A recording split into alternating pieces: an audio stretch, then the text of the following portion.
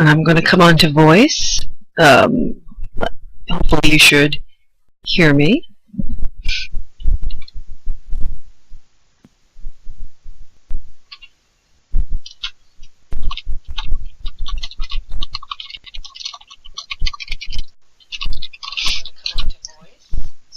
Oh, oh.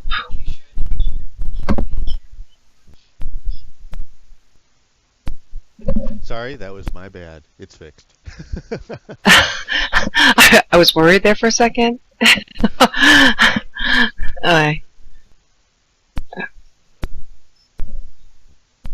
Voices in your head? Yeah, I have to kill the video channel. Indeed, video voices in my head. Which, that being said, and I will put this in chat as well, but we are also streaming this live to YouTube, so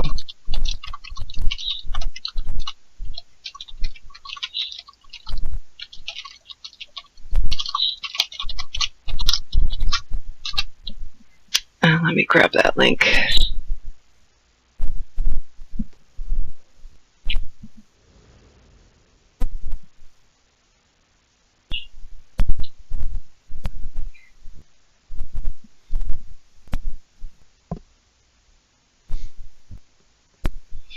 And grab the link without making myself have a horrible echo.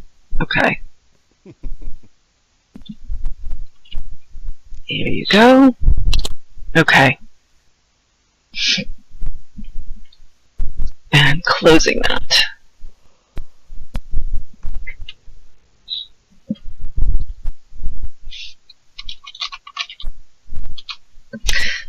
Okay. So today, and I will put this here too as well,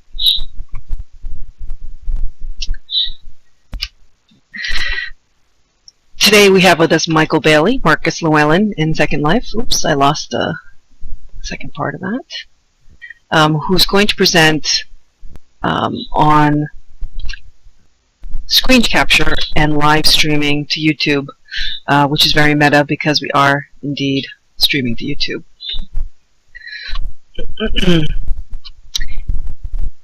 And a little bit about Michael. He's been working with technology for the past 24 years. Originally a programmer, he discovered Second Life in 2007 and then became invested in the Open Simulator project in 2009. Since then, he has acquired expertise in scripting and building in virtual environments, as well as familiarity with the Open Simulator software and its configuration. And as an open source advocate, he makes heavy use of tools such as Blender and Open Broadcaster Studio, which he'll talk about today. He's streamed for the Open Simulator Community Conference, OSCC, since 2014, which is also coming up again, so I'm sure he'll chat a bit about that. He was instrumental in the OSCC 2016 live streaming setup, the coordination, training, and the AV promotional materials. Currently, he's a staff member at AvaCon. He's dedicated to promoting projects for social good by means of video tutorials, presentations, or useful software and content creation. And to make it a little bit easier, and if you're going to follow along, because this is kind of workshop style if you want to do it today, you can download and install Open Broadcaster, and that's at obsproject.com. In order to go through some of these steps, you'll have to have a verified YouTube account, and that's youtube.com/verify. He'll go through that stuff too. And then lastly, for those who want to follow along, his slides are available in World. Outside of Second Life at that URL, and the workshop curriculum as well, which has a lot of the text. So if it's easier for you, rather than kind of what I'm typing, you can also follow along there. So, and with that, I will turn it over to you, Michael. All right, thank you. Thank you for having me here again. This is. And I think you need to probably unmute. Oh, God. Indeed. Yep. You sound good. Sorry. Um, yeah. Uh, that put me off kilter. Um, yeah. So thank you for having me here again. This will be the third time I've presented at Nonprofit Commons. So for some of you, this will be the third time you've seen it, and thank you again for coming again. Um, but yes, I would like to welcome you all to this presentation workshop on Open Broadcaster Studio. Open Broadcaster, which is often simply referred to as OBS, is a tool that allows you to perform quite a few tasks with video and audio.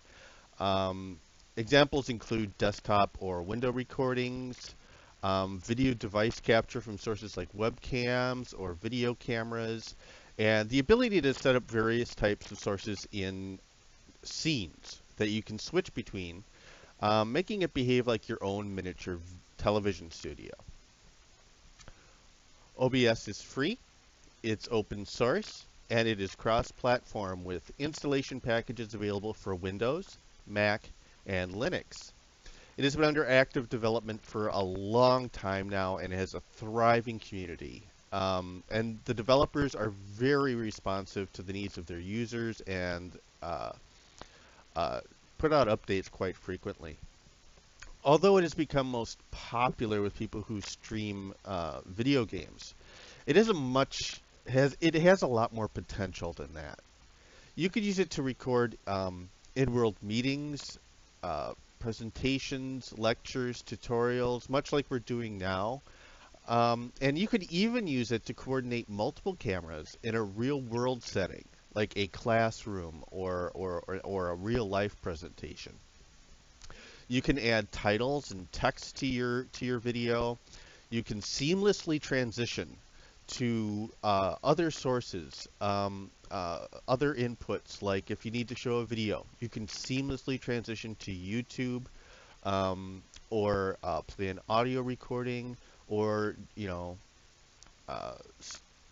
show a website. Those are all part of OBS. You can do that all within that software, and you can record.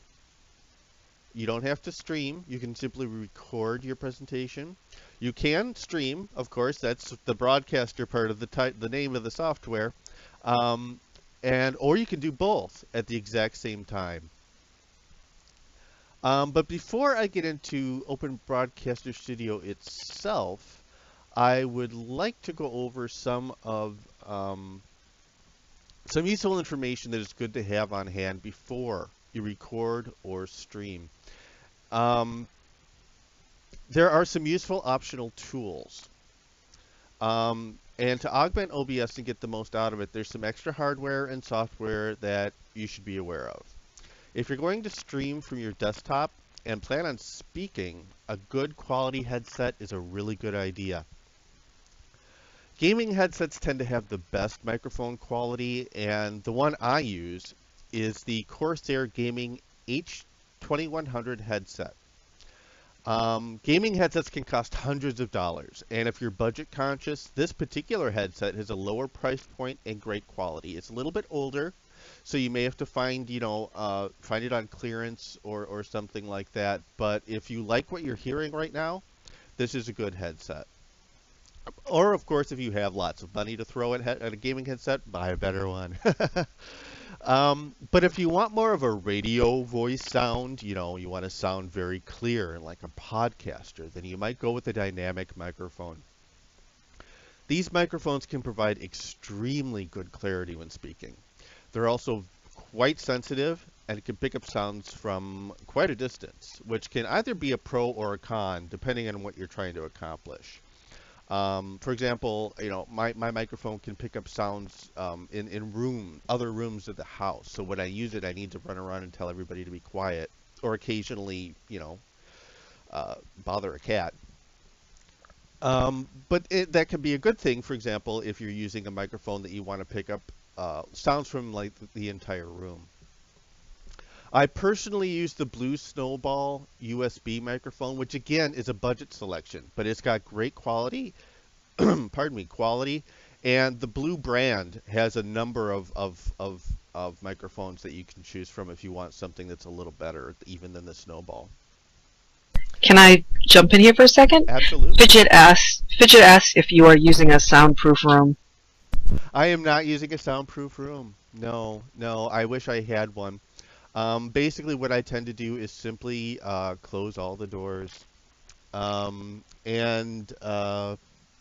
there are, it's something I'll get into in a little bit. OBS does have some built-in utilities that let you, for example, filter out noise. So you can make use of that.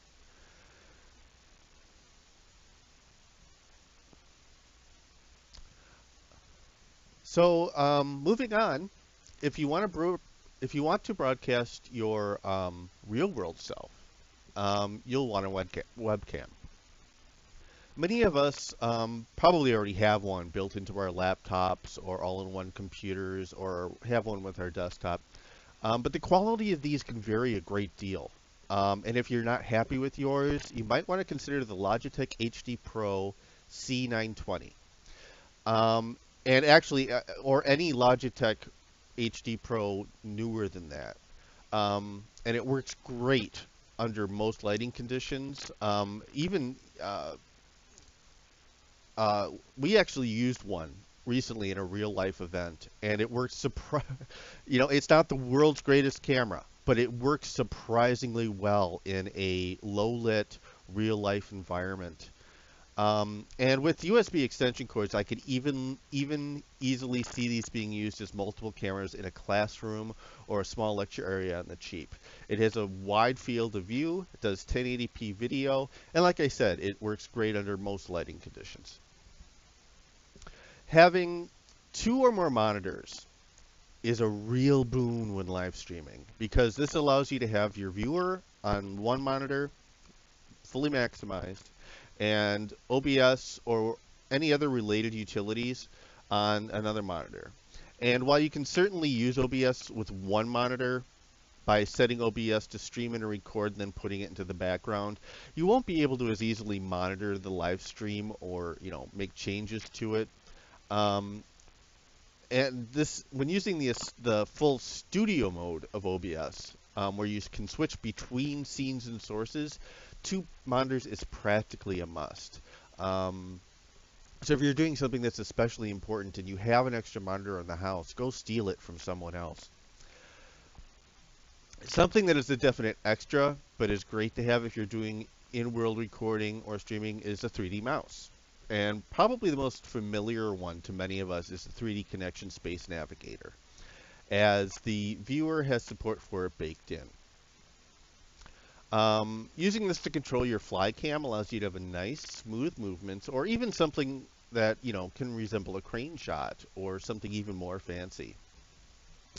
At Virtual World's Best Practices in Education in 2016, I was filming John Pathfinder Lester's keynote presentation, and he's such a pleasant, wonderful, joyful spirit. And of course, he came dressed as a mesh penguin. But not just one. He could and did summon a whole huddle of penguins to follow him around as he ran all over the stage. He threw fish at the audience, and when he dismissed his waddle of penguins, they flew up into the sky. So it was a great joy to film. It was a lot of fun to film. But wow, the 3D mouse sure came in handy when I was doing that keynote. And finally, on the tool front, getting yourself a camera HUD can be a lot of help. A camera HUD allows you to switch your viewer's camera to preset positions quickly and on the fly. If, for example, you have a panel of people on stage, something like we have here, you could do a preset for a close-up of each person, as well as a preset that showed the entire panel, or maybe another preset for the slides, and maybe another preset for the audience. There are a number of good camera HUDs on the Second Life marketplace, and they're definitely worth taking a look at. But if you'd like a free one, and it's a pretty basic one, but it works just fine. We also have one available here for you to grab a copy of. And this one is the progeny of the HUD that we've been using at the Open Simulator Community Conference for the last 4 years. And the original creator was Oswaldo Velada, And James at Loud, also known as James Lloyd, made further modifications and improvements to it over the years. And the version we have here contains my contributions that add more features and optimizations. It is Creative Commons licensed, so feel free to take it, modify it, and give it away. And to get it, all you need to do is make sure you just click in that big gray box that's sitting out on the stage here. That'll get you a folder that has the camera HUD and also a note card with a list of resources.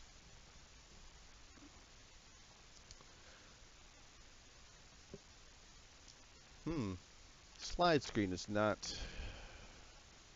cooperating with. There we go.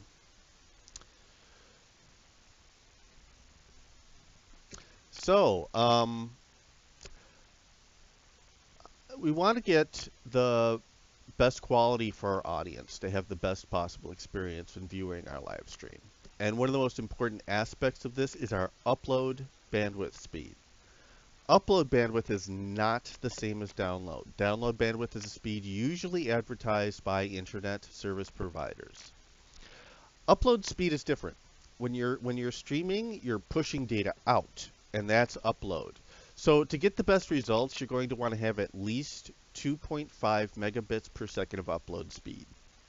This will allow you to have a 720p video stream at a reasonable quality. And if you're unable to determine what your upload speed is, some ISPs make it really hard to discover that number. A good way to find out is just to use a speed test online. www.speedtest.net has a test that can be a pretty good way to figure out just how much upload bandwidth you have. If you have less than 2.5 megabits per second, don't worry, you can still stream, but you're going to have to stream at a lower resolution, like 480p. And the higher resolution you stream at, the more upload speed you will need. For a 1080p stream, for example, you'd likely want at least 4 megabits per second. And of course, more is always better, although I wouldn't bother going much higher than 8 megabits per second. At that point, you're just not going to get any more quality unless you're actually trying to stream at like 4K resolution, which probably most of you aren't ever going to do, at least not anytime soon. And depending on the computer you'll be using to stream or record, you'll want to keep in mind that OBS can eat up a lot of your computer's resources. Just running OBS and your viewer at the same time on an average laptop can eat up a lot of your CPU cycles and memory. So make sure that you close any programs that aren't immediately necessary for the task at hand. This includes web browsers, Adobe or Autodesk applications, or anything else that might kick in and steal your computer's resources. Obviously, the more powerful your computer, the more programs you can keep running, but fewer is better.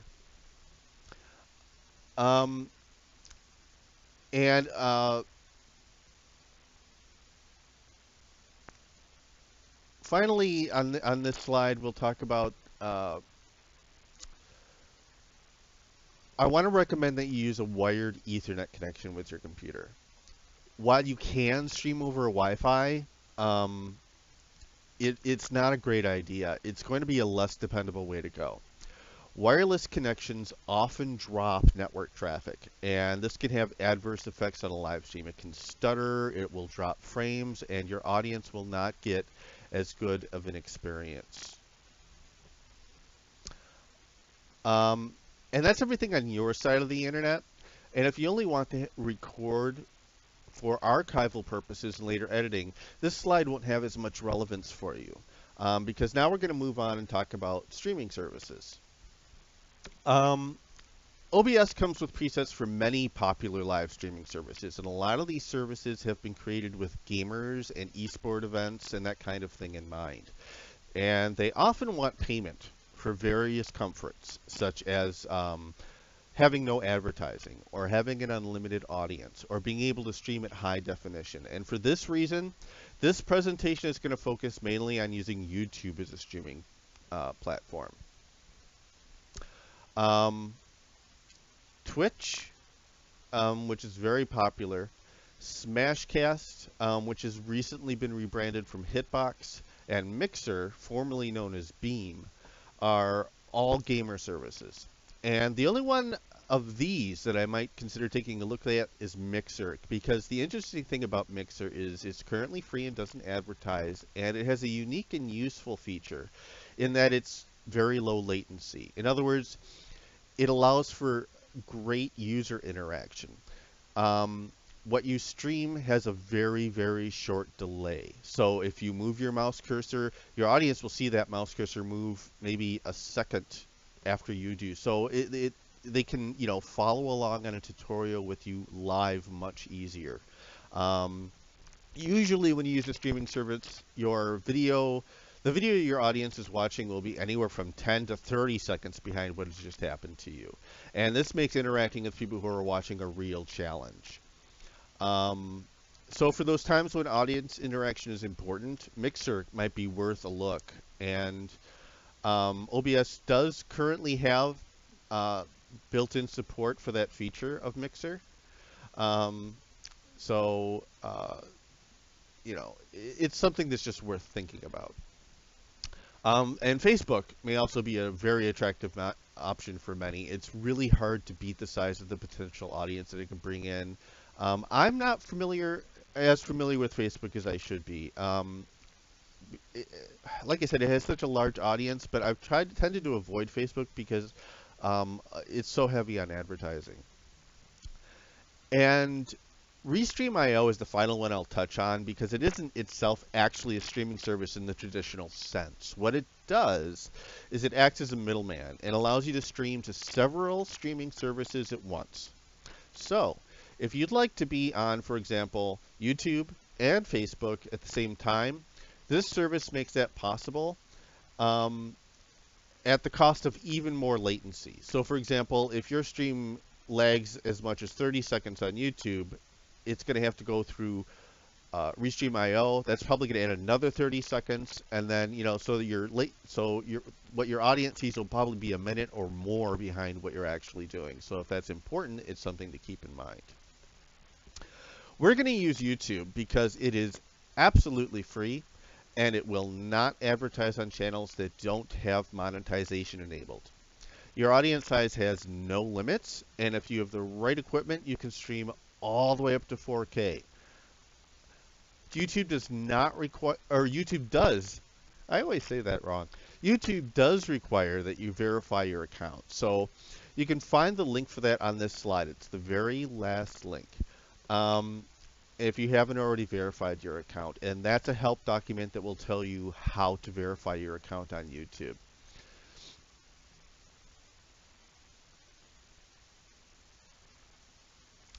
So finally, we can move on to Open Broadcaster Studio itself. And if you haven't already done so, you can acquire the software at obsproject.com. I think this slide is actually a little out of date. I think the website actually looks a little bit different now, but it's still very similar, and it still has a very prominent download button. Makes it very easy to get the software and the right package for your operating system. OBS also has an auto update feature built into it, which is nice since the software gets bug fixes and enhancements on a pretty regular basis. So once you've installed and started up OBS, you should see something that looks like this slide here. But before we get into the main interface, we kind of need to slog through some settings to make sure you're set up to record and stream. And this is going to be the more arduous part of this workshop and presentation because we have to go through a lot of settings, and and these are important because these are the settings that make sure you get a good quality stream that is appropriate for your audience. So you'll see a row of buttons on the lower right-hand side of the window. And one of the buttons is named Settings. So for those of you following along, go ahead and click on that one now.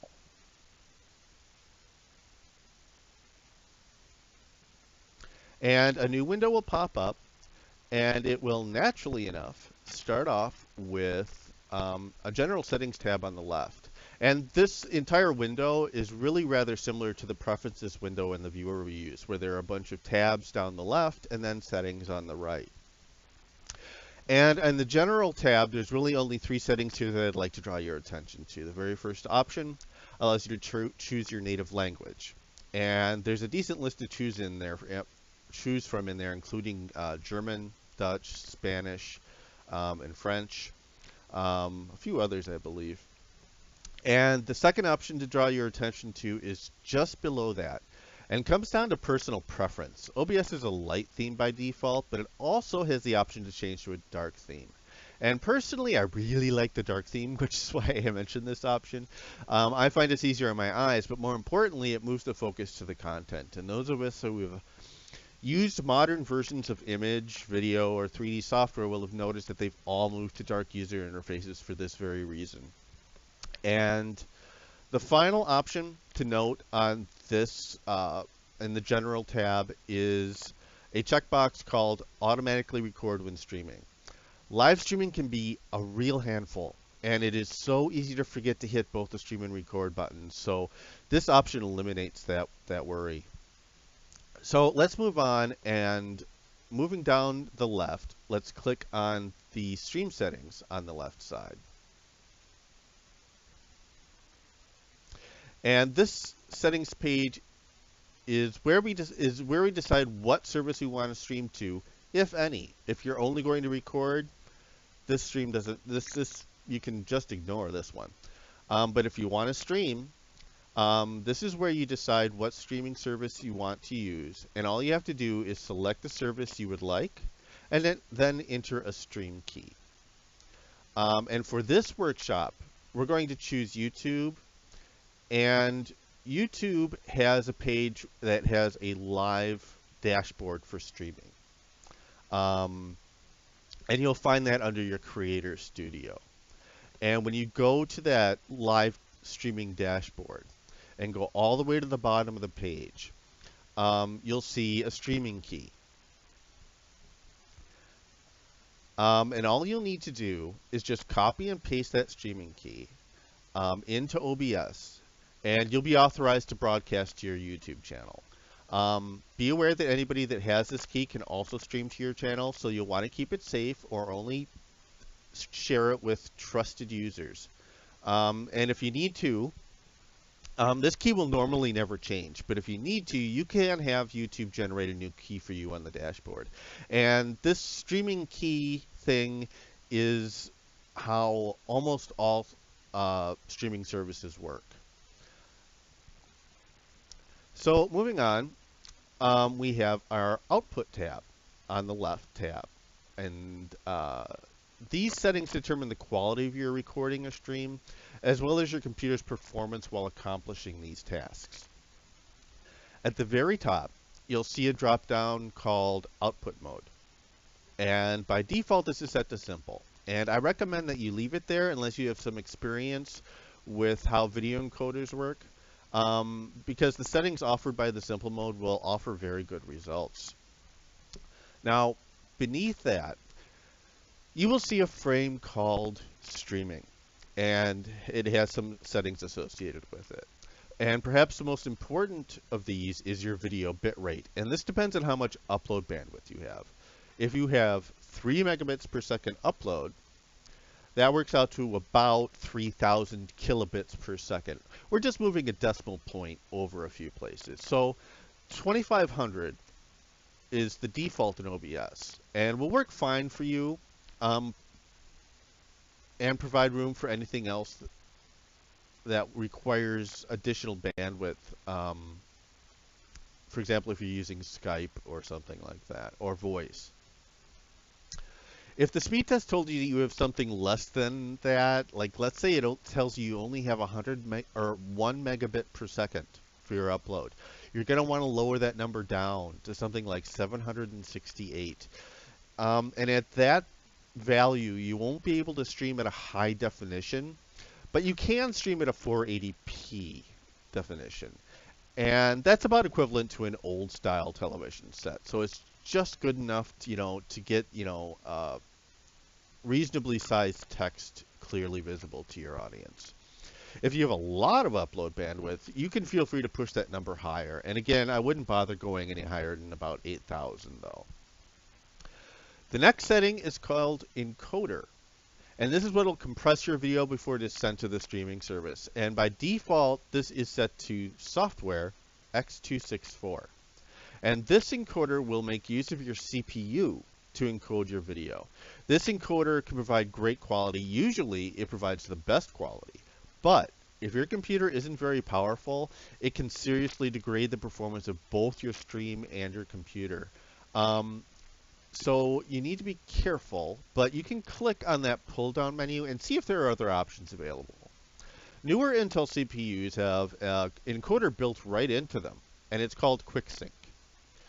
And this will take a lot of the work off of your CPU and make for a much smoother stream. If you have an NVIDIA or AMD graphics card, these may also have built-in encoders, and if they show up in the list, you can try using those as well. The last streaming setting we'll talk about here is audio bitrate, and by default, the audio bitrate will be 160. And that should be fine for most people. But if it is very important for you to conserve your upload bandwidth, you can knock this down to 96 or even 64. And a low audio bitrate like that is just fine if all you want to do is broadcast speech.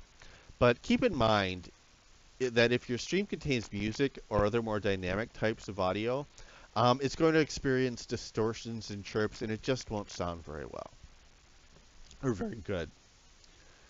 Below the streaming options, we have another frame called recording. And the first option under there is a recording path. And this is where all video recordings will be stored. By default, this is the video folder that your operating system defaults to for each user that logged into it. And you'll want to be sure that you have plenty of free disk drive space available at that location. If it is located on a small drive without much room, you may want to change this that location to another drive that has much more room. And under that, we have recording quality. And by default, it'll record at the same quality as your stream. And if you set your stream to a relatively high bit rate, to 2500 or higher, that's probably good enough. But if you want if you want your recording to be even nicer quality, you might choose either high quality, medium file size, and that'll give you a pretty reasonable file size, or indistinguishable quality, large file size, which will of course be quite good quality, but a very large file. And unless you have a whole lot of disk space, and I mean a whole lot, or need a absolutely pixel perfect version of your recording for video editing, I would not recommend that you use lossless quality, because that will eat up disk space so fast your head will spin. Finally, there's the recording format. This default, pardon me, I apologize. This defaults to something called FLV, but I recommend you use MP4 for this setting. That video format is pretty ubiquitously supported by software, editing software and such, and by most online services. But you might happen, for example, to have video editing software that only supports QuickTime. So you might choose to use MOV instead. And I'd like to point out that you'll see it on this slide, and if you're following along, you'll see it if you've changed this, that when you choose MP4, you'll get a scary warning on the bottom. That warning it's not untrue, but I have never had a stream break or a recording break with MP4 ever. But you should just use whatever format works for you, and for me, that's MP4. So let's move on to the audio settings tab. And for these settings, we only need to worry about the ones that are labeled as devices. And when you look at those devices, you'll see that there are 2 output devices and up to 3 input devices. By default, Open Broadcaster will choose your default playback and recording devices, and that typically is any built-in speakers or microphone on your computer. But if, for example, you wanted to capture and record or stream in-world voice, and you want to use a headset for that, you might change the desktop audio device to your headset speakers. That way, that's the only sound that gets recorded by your stream. No bings or bongs from, Skype or other notifications. Only voice will go over your stream. And if you want to speak on your stream as well, you're going to want to change the mic auxiliary device to your headset microphone. To be on the safe side, it's good practice to set any of these that you won't be using to disabled. That way, stray audio won't end up in your video.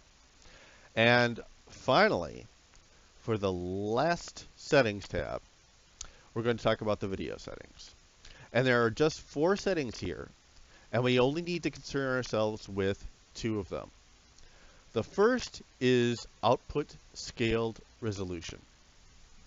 This will set what resolution your final video, whether recorded or streamed, will be. And by default, it's going to be 1280 by 720, which is also known as 720p.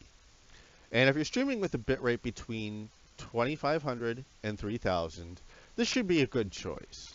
If you're streaming at a bitrate of 4000 or more, you might decide to change this to 1920 by 1080 or 1080p. If you don't have much upload bandwidth, going to a lower resolution is recommended. Although the image will not be as sharp, you'll have higher quality overall. And in this situation, consider using a resolution that's as close to 480p as possible. If you don't have a lot of bandwidth and you try to stream at a higher resolution, your stream is just going to drop frames and stutter and look like a horrible slideshow. It's going to freeze and lock up a lot. The next setting we'll look at is the last one on this screen, and that lets you set your frame rate, also known as frames per second or simply FPS. By default, the FPS value will be 30, and this is what most streaming services expect. But again, if you have a lot of upload bandwidth and are struggling to get a good stream, if you don't have much upload bandwidth and are struggling to get a good stream, you might try lowering this value to 20, or at a minimum 15. Traditional hand-drawn animation was only 15 frames per second, and this is just enough to provide a relatively smooth experience. But if you can, 30 is the ideal setting for this streaming. So, finally, we are done with the settings. So you can click on the OK button, and these settings will go into effect. They'll also be there the next time you start OBS. And that was a long journey through a lot of options, but now they're set. You shouldn't need to worry about touching them again. We should just move on. We can now just move on to what OBS was meant for, which is recording and or streaming. So let's go over an overview of the interface and its elements. At the top, you'll see a large black area, and this is your preview area. Once we've begun to capture something, it'll show up here, and what you'll see in that area is also what your audience will see. Now below that, we're going to go from left to right across the interface. And first we have a list box named Scenes. By default, it will already have a blank scene listed, and just to the right of that, there is a similar list box named Sources. Both of these have a plus and minus sign on the bottom that you can click on to add or remove items. Those two list boxes have an important relationship. A scene is a collection of sources, and a source is something that you will capture to record or stream. When a scene is selected and you add sources, those sources will all belong to that single scene. If you were to create a new scene and switch to that scene, the sources box would start out blank again, waiting for you to fill it with new sources, such as video or images or something along those lines. So in review, a scene is just a way of grouping sources together. A source can be many things. You can capture your viewer, and that's what we're going to focus on today. But you can also use any single window on your desktop as a source. You can add text, images, video, and audio as sources. And you can rearrange and adjust each source in the preview area. And then after sources, we also have the audio mixer. All of the audio devices that you enabled in the audio settings will show up here. And any audio sources that, and each device has a volume slider, a mute button that looks like a little speaker, and there's a little gear icon that has filters. And I'm not going to go into those too much, other than to mention they exist because they can be handy. Fidget earlier asked about, do I noise proof my room? No, I don't, but I do apply filters to minimize noise. And each device will also have a little meter with a green bar, and that'll show you just how loud your volume is for that device. And to the right of the audio mixer, we have scene transitions, and this will determine how switching between scenes will look. And there are only two transitions right now, and those are cut and fade. When switching between scenes, the cut transition will simply instantly switch from one to another without any special effect or interruption. The fade effect, on the other hand, will gently blend from one scene to the next. And finally, on the right side on the window, there's the row of buttons.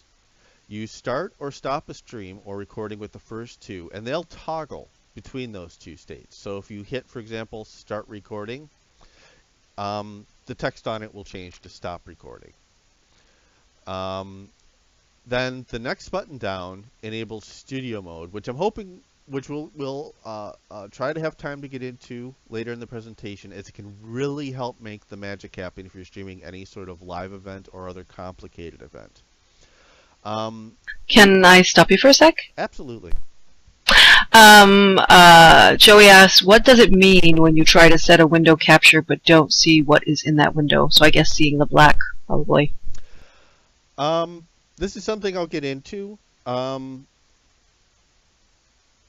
I should be getting into that later in the presentation. So I'll actually get into that when, as we Sounds move on, good. I'll address that. Sounds good. Let's see, where was I? Studio mode, which is awesome. Oh, and we've already been up to our noses in the settings button. We're all tired of the settings, but you know what that does, and I don't think I need to explain what the exit button does. That one's pretty self-explanatory. So, finally, we get to do something more than listening to me yabber on about settings and details and hardware. We get to set up a source that we can stream. And we're going to keep things simple to get started. And we already have a scene that OBS has already created, and we'll go ahead and use that to add a source. So, over in the sources box, down at the bottom, click on the plus sign, and a menu will pop up showing you sources that you can choose from. There are three choices here for capturing the viewer, and which one you use will depend on your hardware and operating system. Some work under some combinations while others won't. If you're using a Windows operating system, Game Capture is a good option.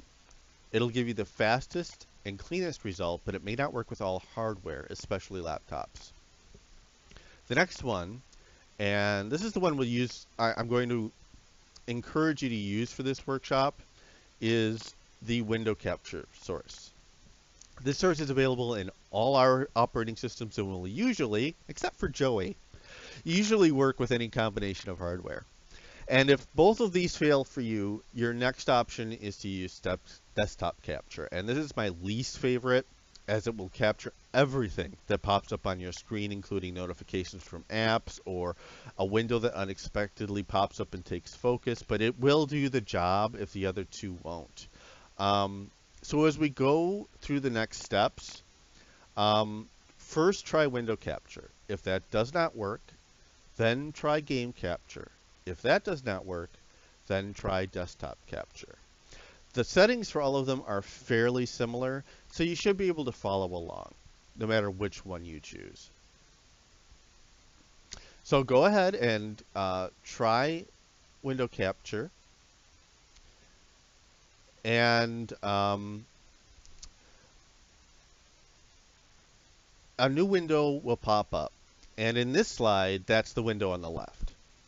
And this window just wants to know what you want to name your source. You can name it something as generic as viewer, although anytime you want to work, although any name you want will work fine.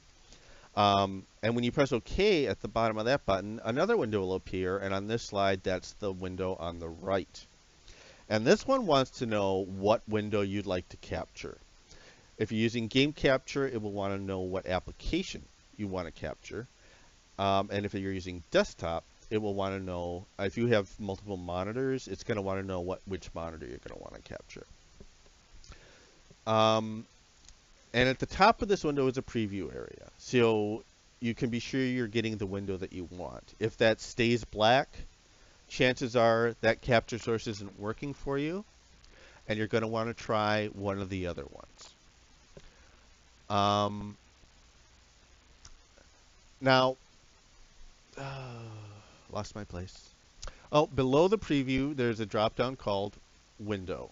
And what you want to do is click on this drop-down and look for your viewer in the list. And once you've clicked on your viewer, it should appear in the preview area at the top. And there is one more thing to consider on this window that that all the sources should have, and that is whether or not you want to capture your mouse cursor.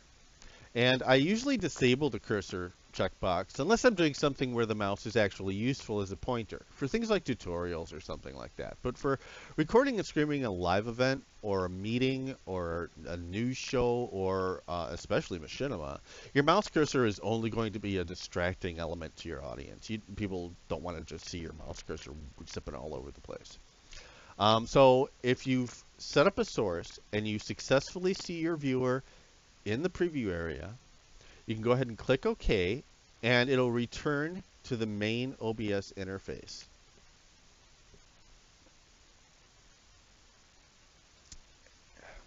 The slideshow is not oh, well, it helps if I actually click in the viewer.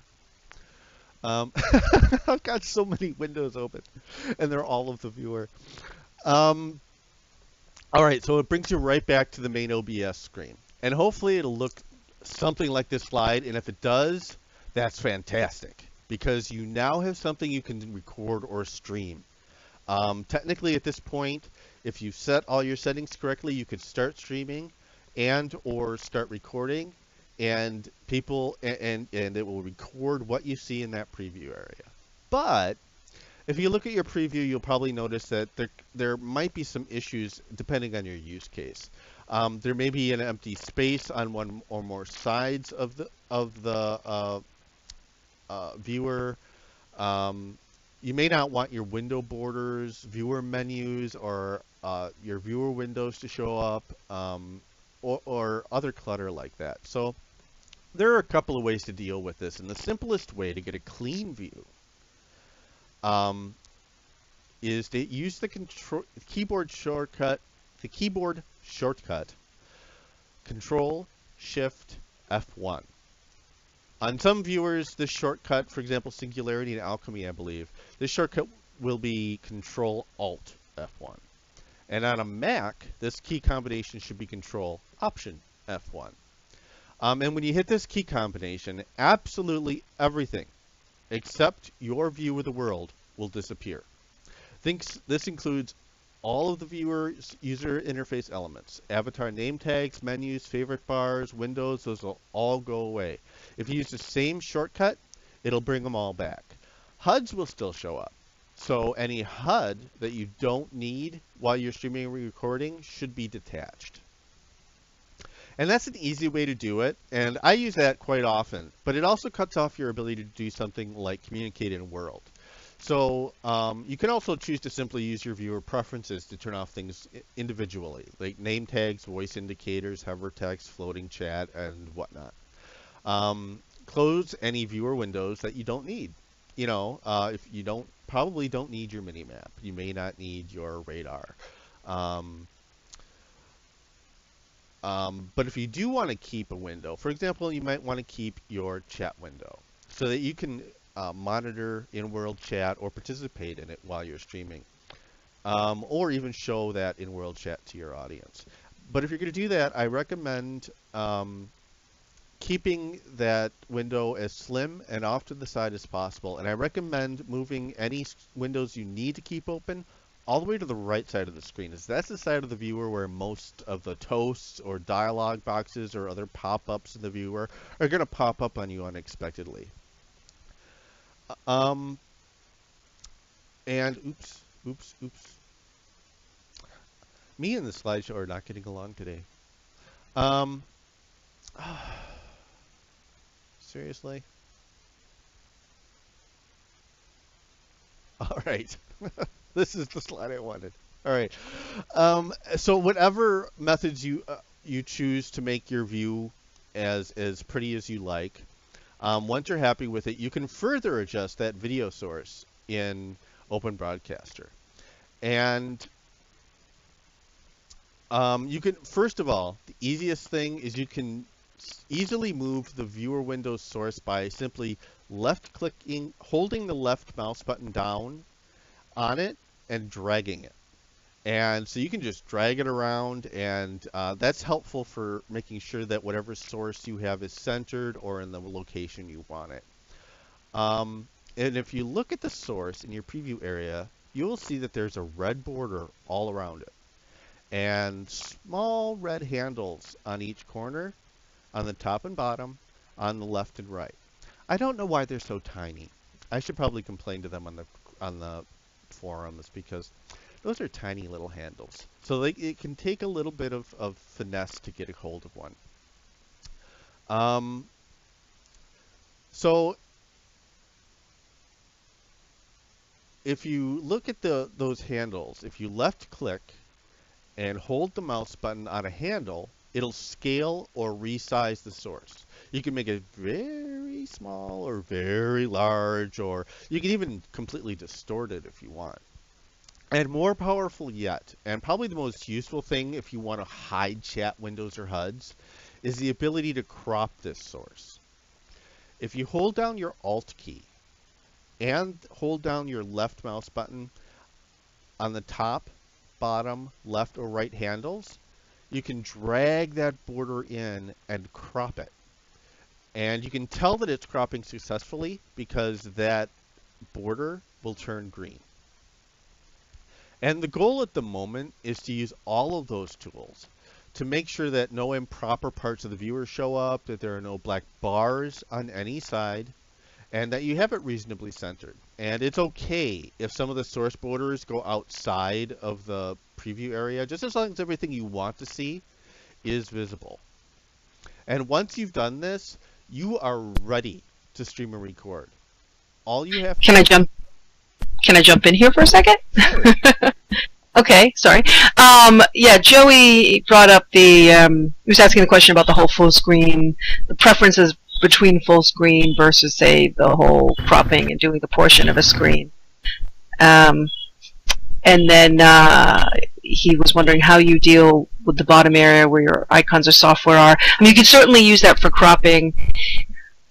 I want another example that the cropping was useful for, and you can probably speak to this more so, Marcus, the idea of when we did OSCC and the camera HUD.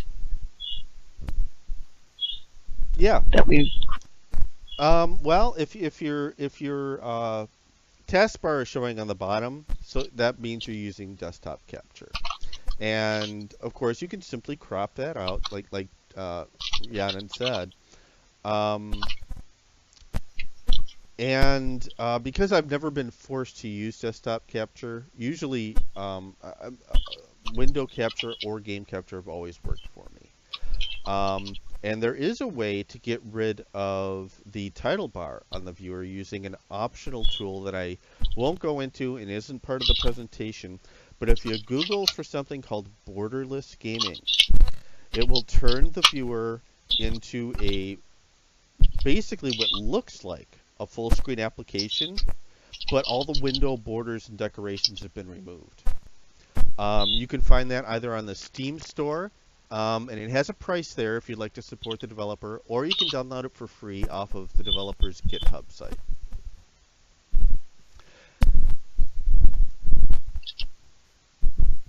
Um, does that answer the question? He says it's in game mode when he gets the black bar at the bottom. Oh, right. So yeah, if you're in game mode and you have a black bar at the bottom, all you pretty much want to probably do is scale. Just scale it out a bit so that it's the bottom, it meets the bottom of the preview. The bottom of your source meets the bottom of your preview area. And like I said, if some of it is hanging off the preview area, that's fine. You just need to remember that only the area that's visible in the preview area is what your audience will see.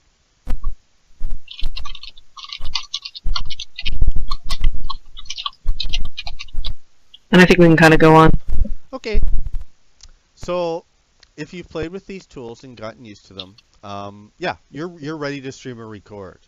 All you need to do is hit on Start Streaming or Start Recording or both, and you're all set. And when you've finished streaming or recording, you just click on those same buttons again to stop your stream or recording. And now I'm going to move on to one of the tools that I mentioned earlier. And this is the camera HUD. And if you haven't grabbed it, let's say you decided you didn't want to install OBS and follow along, you can still follow along with this part. Go ahead and grab the camera HUD. Technically, it's useful for more. You can use it for more than just streaming. We'll get into that later, maybe during the Q&A or something, but if we have time. But this part, everybody can follow along on. And the camera HUD is really valuable when streaming or recording because it allows you to preset various camera angles and switch between them instantly. We're giving away this basic but functional HUD today, and it'll come with a note card that contains some directions. You'll find that note card inside the HUD's contents. Again, just click on that big gray box to get it. And once you've obtained it, you just need to find it in your inventory and wear it. And by default, it'll attach to the very top of your viewer. But if you're comfortable adjusting HUD positions, you can move this wherever you'd like. It will also pop up a dialog asking for your permission to take control of the camera.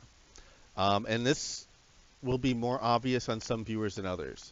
On some viewers, it may come up as a big blue dialog saying, would you like to let it take control of your HUD? And you click OK. On others, it might, depending on how your viewer's set up and your viewer settings, it might just show up as a toast down like in a corner or something. So make sure you find that dialog and accept the permission. Otherwise, the HUD will not work for you. And when you do attach it and grant permissions, at first all you'll see is a small black square with a circle in it. And you can think of that as just the on and off button. And it starts out as off. But if we click on that circle, the HUD will activate and spread open, and it'll show you all of its buttons. And you can see that there's a row of numbers, and currently they're all dark gray in color for you. And that color indicates that no camera position has been assigned to a number. So let's start by setting one.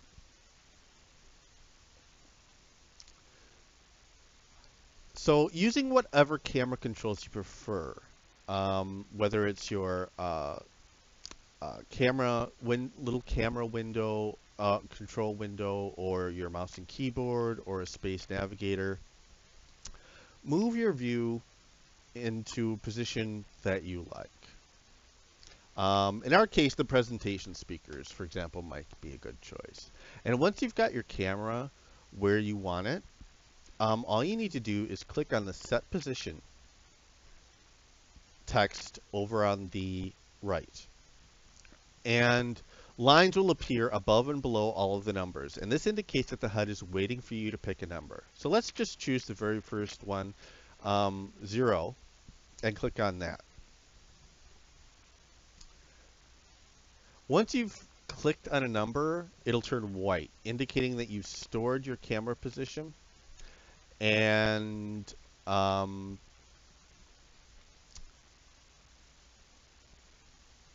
if you move your camera again and select that number, it'll get a border all around it indicating that it's the active preset.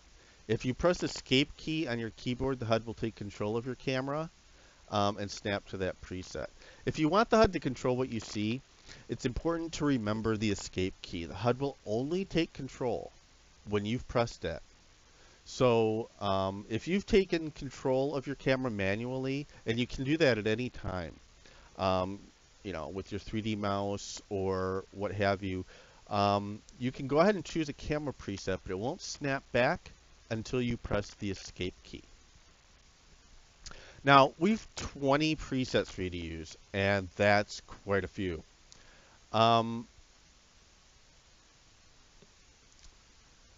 So,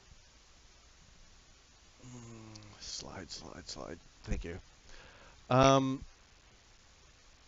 If you stored a lot of presets, you're going to need some way to aid your memory to recall just which preset is assigned to which position. And in some future version of this, I'd really like to have actual text labels. But for now, what I've done is given you a way to assign a color to each button. And so hopefully that'll make it easier to remember just which preset is on which camera position. So if we start by clicking on the set color over on the right, again, you'll see lines appear both above and below, indicating that a number is waiting to be assigned a color.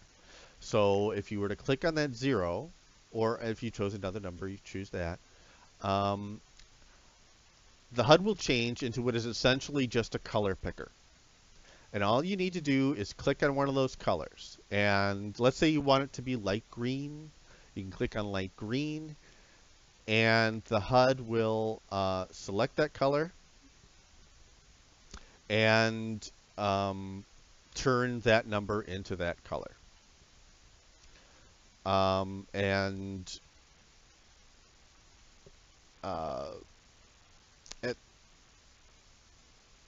At this point, you can assign or reassign presets however you like. And while the viewer has control of your camera, you only need to click on a preset, and the camera will snap to the position that you choose.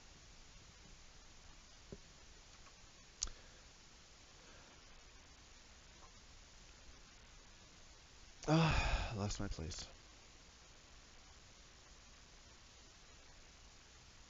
So many times I just start talking. I've done this so much that I actually have parts of it memorized, so I have to, then I forget where I am.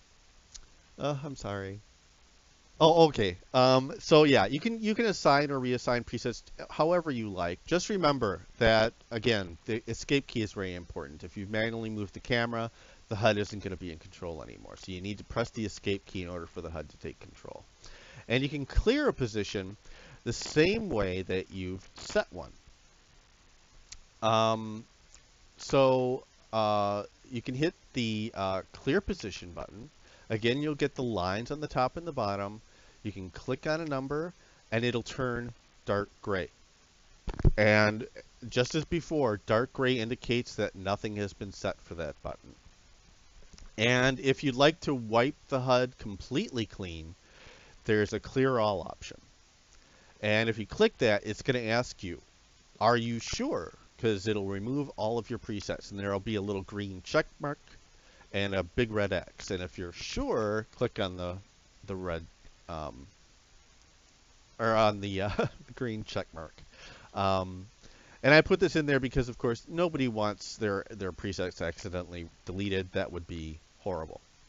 One other note about the HUD is that it is region specific. So if you set up your presets in one region for your HUD, that same HUD will not work correctly if you teleport to another region.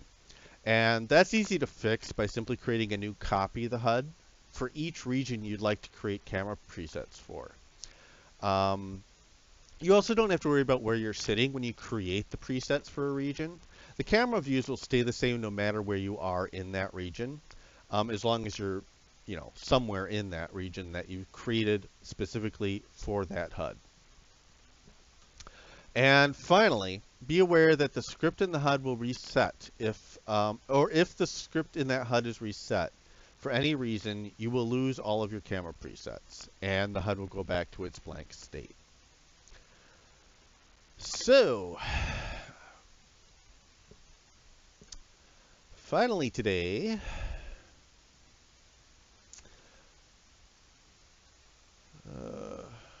so much going on. We are going to learn about studio mode. Let's see, how much time do we have? Do I still have plenty of time, Joyce? We're technically kind of at the time, but I mean, if you can probably either, I guess, finish this up quick, or I don't know if, yeah, probably a few more minutes if you can finish it up fairly quickly. I'll try to speed through this one.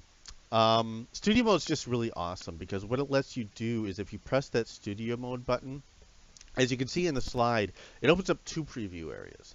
And the one on the left is the one the one on the right. The one on the right is what your audience will see. The one on the left is kind of backstage. You can create new scenes, add sources, all of that on the fly on the preview area on the right, and it won't go live until you hit that transition button that's in the middle. In essence, that's studio mode. So you can do things like, let's say you need to set up an impromptu subtitle or add some text or something like that. You can do that while you're streaming or recording, or make changes while you're streaming or recording. For example, I sometimes have two viewers open, so I'll have two scenes. And I'll have one scene for one viewer, one scene for the other viewer. So I can simply change. I can change to one viewer, and that's what will be broadcast. And while that one's being broadcast, I go back to the other viewer, set my camera however I want it. Maybe I'll add some another source for an image for the slides up in the corner, so it's kind of news broadcastery or that kind of thing.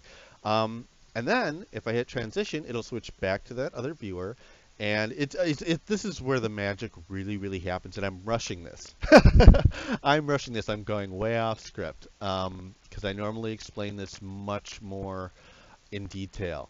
But that essentially is what studio mode does. And if you have questions about that, I'm happy to follow up. Please feel free to hit me up, and I can help you find that. And Joey was asking a question about chroma key, if you want to add names or underneath things or whatever. Yeah, it does have. OBS will allow you to. The sources have filters. So you can do things like chroma key or alpha masking. There are filters for a straight color key or chroma key. It all depends on your use case. Great.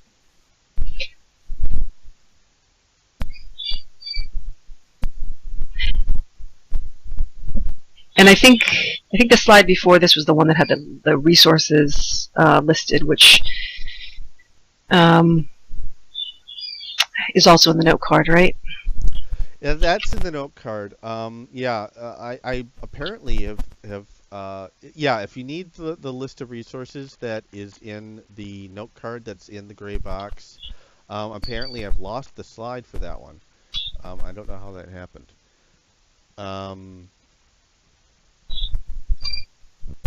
But yeah, there's a note card that's full of resources on basically where to find all the streaming services, some guides and tutorials, things like that. So any other questions before I wrap this up and let you guys move on to more NPC stuff? And I would like to say, too, I talked to Marcus before this. I mean, obviously, this is a lot in one kind of workshop sort of format, that he's happy to go over this more like step by step if anybody reaches out to him. So, please connect with him if you want more like hands-on tutorial or training. Yes, absolutely. I mean, that's why I've kept this slide up right there. I mean, make note of my email address. Feel free to use it. Hit me up in SL, or they have the exact same name on lots of grids over on Open Simulator, which is where I normally am. And I'd also like to plug something while I'm here, and that is part of the reason I do these is I do have a sinister ulterior motive.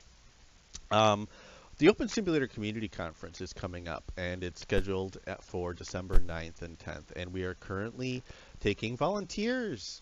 And we like volunteers.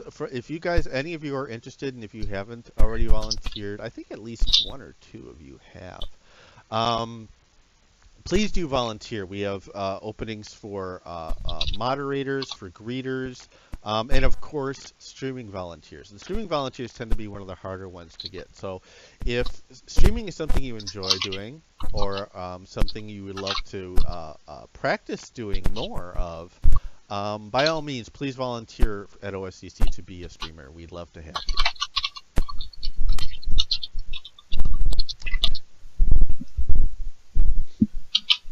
So yes, and that's another way too to also help to practice this, and not to be sort of afraid, even though it is a technical thing. You know, we've besides what we went through today, what he went through today, he walks people through and does very one-on-one training for the OSCC volunteers in regards to streaming. So that's another way. If you want to help out, you can learn that. It's really as long as your bandwidth is okay and you're able to kind of be walked through the steps, you're usually pretty good as a streamer.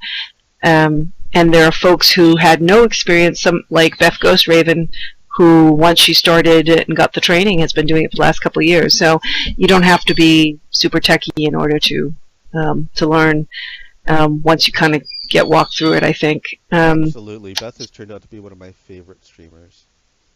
Yeah. So I encourage folks to kind of try that out. And then these skills are super useful, as he said before, you can use it to record just machinima stuff. If you want to document your educational nonprofit work, you can use the same thing. If you want to do an event in Second Life Open Simulator, or even just stream your desktop of some webinar to stream it all directly to YouTube, all this same stuff applies. So it's super useful stuff to learn if any of that is interesting to you. So we should probably wrap up with Michael and the streaming tutorial, but thank you again for coming. I know obviously it's a lot,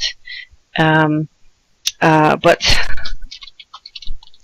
well, and it's always a pleasure to be here, and thanks again to those people who have listened to this for the third time. I can't believe you stayed for the whole thing. So yeah, I'll just say thank you, and just also mention that this is being recorded and streamed, so you'll be able to find this on the AvaCon channel if you'd like to review it at any time. So thank you. Yeah, on YouTube. Yep, thank you, and yep. We will end things off here, but yes, conference.opensimulator.org is where you can go to for finding out information about that.